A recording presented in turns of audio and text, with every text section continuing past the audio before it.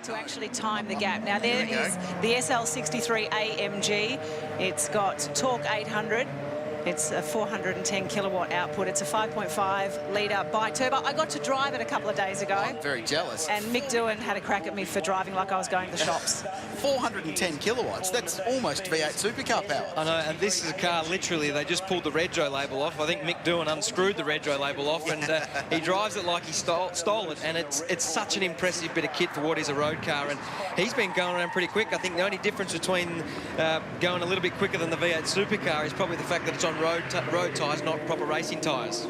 So 16.8 seconds separating the first two cars, and you'll see the speed comparison here too. So that will keep you up to date as to whether or not that V8 supercar can bridge a gap to the Mercedes, and whether, again, the Formula One car can bridge the gap. So the biggest difference in speed, I guess, between the V8 supercar and the Formula One, for example, is the power and the weight. So, and the aerodynamics on the Formula One car is staggering. It's got so much more grip and corner speed through all the slower corners, and that's where it really will catch that car of Casey Stoner.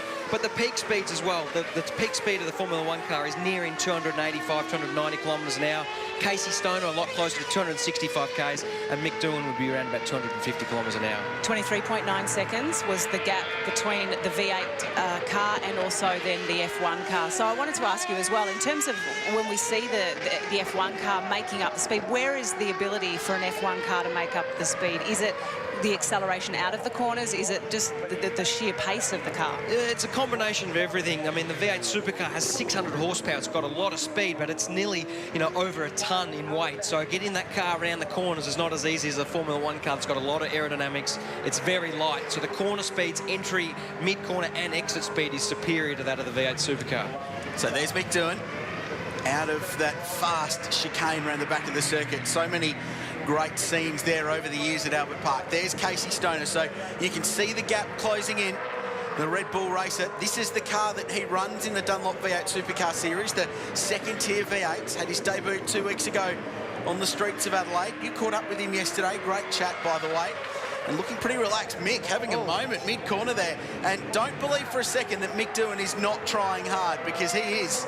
And David Coulthard not yet in sight, guys. So he's not even in the screen.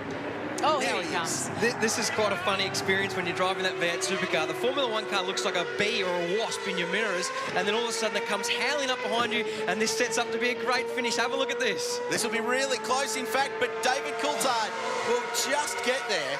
The 3 cars across the line covered by 0.3 of a second. So the handicapping is bang on. And between Mick Doohan, who was...